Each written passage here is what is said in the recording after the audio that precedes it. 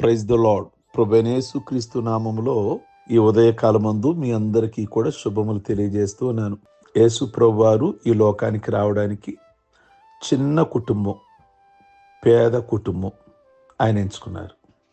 అలాగే ఆయన ఈ లోకంలో జీవించిన కాలంలో అన్నీ కూడా చాలా చిన్న విషయాలు ద్వారా పెద్ద విషయాలు నేర్పించేవాడు ఆయన. యేసుక్రీస్తు ఒకరోజు ప్రసంగం చేయాల్సి వచ్చింది.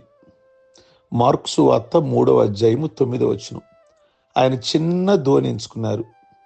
ఆయన పరిచర్యలో ప్రయాణించడానికి లేదా బోధించడానికి ఆయన వాడుకునే సాధనము చిన్న ధోని, పెద్ద ఓడ కాదు. టైటానిక్ షిప్ లాంటివి ఆయనకు లేవు.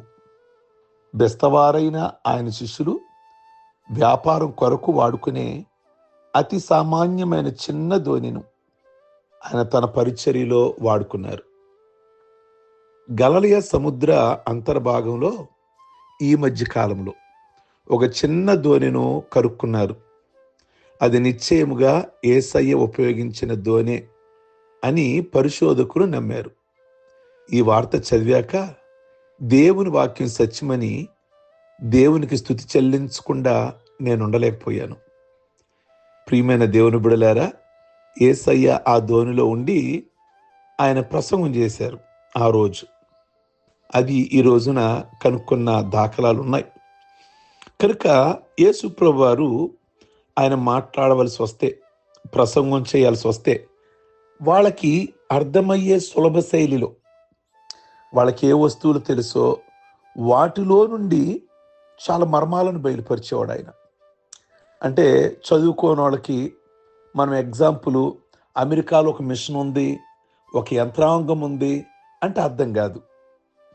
కనుక అర్థం కాని విషయంలోంచి అర్థమయ్యే విషయాలు ఎలాగో చెప్పగలుగుతాం?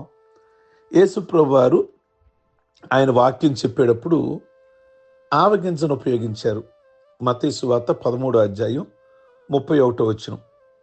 ఆవగింజ చాలా చిన్నది. ఆ చిన్న దానిలో నుండి ఎన్ని చక్కని విషయాలు మాట్లాడారో.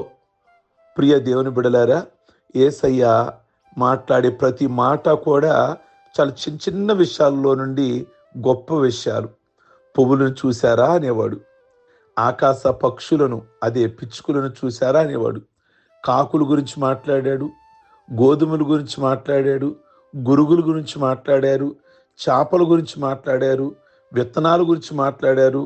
కనుక తన ప్రబోధాల నిమిత్తమై చిన్న చిన్న విషయాలను ఆయన ఉదాహరణగా వాడుకున్నారు.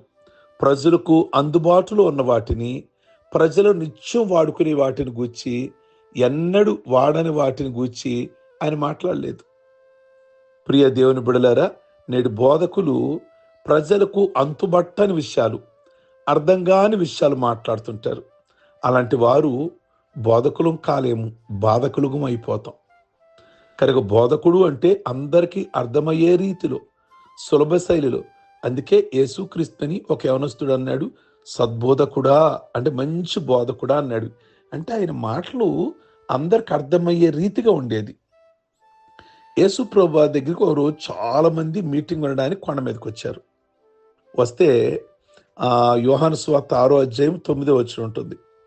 5,000 మందికి ఆహారం పెట్టాల్సి వచ్చింది. అది అరణ్య ప్రాంతము. అప్పటికే ప్రజలు అలసిన స్థితిలో ఉన్నారు. రాత్రి కావస్తుంది. ఫిలిప్పు లెక్కల్లో ఆరితేరినవాడు, శిష్యుడు. మొత్తం భోజనం ఖర్చు 200 దేనారాలు అవుతుందని లెక్కించి చెప్పాడు. అది కూడా అర్ధ భోజనమే. ఈ సూచక్రియ ఆయన జరిగించడానికి చిన్న చేపలను, యవల రొట్టెలను వాడుకున్నాడు. యవలు ఆ దినాలలో నిరుపేదల ఆహారము. కొన్నిసార్లు దీనిని గుర్రములకు కూడా ఆహారంగా పెట్టేవారు. కృతజ్ఞతాస్తుతులు చెల్లించి ఆ చిన్న రొట్టెలు పంచినప్పుడు 5,000 మంది పురుషులు పుష్టిగా భుజించగా ఇంకా 12 గంపలు మిగిలాయి. 5 రొట్టెలు 2 చిన్న చేపలు. ప్రియ దేవుని బిడలారా, కనుక చిన్న వాటిలో నుండి గొప్ప కార్యాలు చేయగలిగిన వాడు మన దేవుడు. ఈ యొక్క ఉదయకాలం మందు ఆయన శిష్యులు కూడా అందరూ విద్య లేని వారే. వారంతా బెస్తవారు, చేపలు పట్టుకునేవారు, చేపల వృత్తిని చేపట్టిన వారు. వీరిని యేసు తన శిష్యులుగా ఎన్నుకున్నాడు. వీరు పామరులు. పేతురు అంటే రాయి అని అర్థము. రాయి చాలా చిన్నది. అందుకే తమిళనాడు వాళ్ళు ఈయనను రాయప్ప అని పిలుస్తారు పేతుర్ని. అంటే అతి సామాన్యమైన వాళ్లను ఆయన ఎన్నుకున్నాడు. పౌలు అంటే చిన్నవాడు అని అర్థము. తగ్గించుకున్న వారే ఆయన శిష్యుడిగా ఉండగలరు. గర్విష్ఠులు ఆయన చెంత ఉండలేరు. అల్పమైన వాటిని కోరిన మన ప్రభువైన దేవుడు స్తుతినందునుగాక. ప్రియ దేవుని బిడ్డలారా, ఆయన అల్పమైన వాటిని అంటే చిన్న వాటిని, కొద్ది వాటిని చూపించి చాలా గొప్ప కార్యాలు జరిగించేవాడు. ఈరోజు నువ్వు కలిగినటువంటి దేవుడు నీ చిన్న పరిస్థితినైనా గొప్పగా దీవించగలిగిన వాడు. మనుషులకు అసాధ్యాలు ఉంటాయి, కానీ ప్రభువుకు అసాధ్యమైంది ఏదీ కూడా లేదు. ఈ ఉదయం నువ్వు నమ్మిన ఎడల ఆయన అద్భుతాలను చేయగలిగినటువంటి దేవుడు. చిన్న వాటిల నుండి గొప్ప కార్యాలు చేయగలిగిన దేవుడు అయి ఉన్నాడు.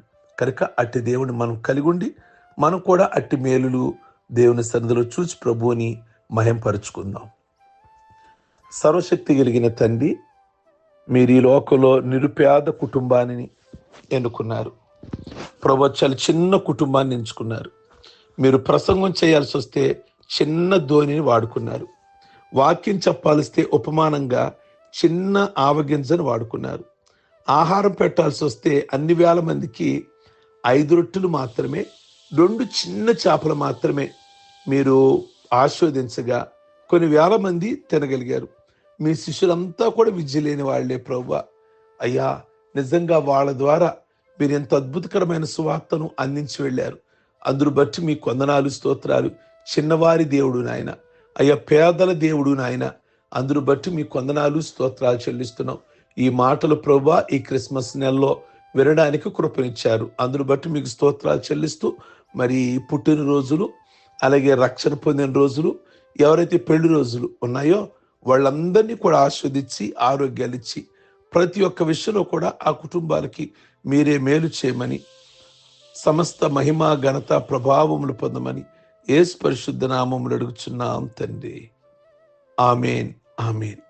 మీ అందరికీ ఉదయకాలం ముందు ప్రత్యేకమైన వందనాలు. God bless you.